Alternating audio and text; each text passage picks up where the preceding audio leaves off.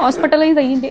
హాస్పిటల్లో బ్రీతింగ్ అందుకు ఐసీయూలో ఉంది. ఆక్సిజన్ పెట్టారు. అసలు ఇటువంటి ఘోరమైన స్థితి ఎవ్వరికి రాకూడదు. తను చేసిన తప్పే అండి, నేను కాదనట్లేదు, ముమ్మాటికి తప్పే. కానీ తను చేసిన తప్పుకి రియలైజ్ అయ్యి సారీ అడిగింది కదా, యాక్సెప్ట్ చేయొచ్చు కదా. పెద్ద వీడియో చేసే స్థితిలో లేదు తను ఆ రోజు, అయినా కానీ సారీ అడిగి వీడియో చేసింది.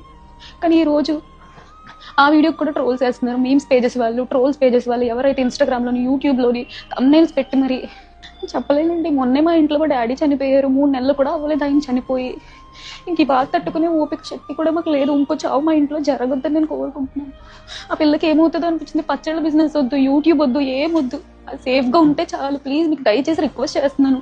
ఈ ట్రోల్స్ మీమ్స్ ఏమైనా ఉంటే కొంచెం ఆపండి, మిమ్మల్ని రిక్వెస్ట్ చేసుకుని అడుగుతున్నాను.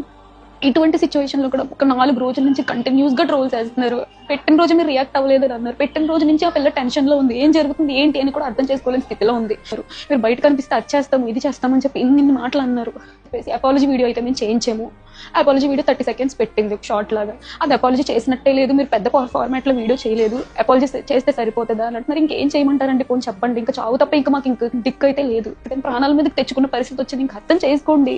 న్యూస్ ఛానల్స్ వాళ్ళు ప్రతి ఒక్కరు ఇది ట్రెండింగ్ టాపిక్లో చేస్తున్నారు. చాలా ట్రెండింగ్ టాపిక్స్ ఉన్నాయి ఇప్పుడు. చాలా సమస్యలతో ఉంది రాష్ట్రం. అది వదిలేసి ఇంక ఇదే పట్టుకుంటారు ఏంటంటే? తను ఆల్రెడీ అపాలజీ అడిగింది కదా, తన క్షమాపణ అడిగింది కదా, ప్రతి తప్పుకి క్షమాపణ ఉంటుంది కదా. ఇంకా చాలు, దయచేసి ఇంక ఈ గొడవ ఇక్కడతో ఆపేయమని కోరుకుంటున్నానండి. మమ్మల్ని మా ఫ్యామిలీస్ని ఇంకా అందులోకి లాగొద్దు, ప్లీజ్ అర్థం చేసుకోమని నేను కోరుకుంటున్నాను.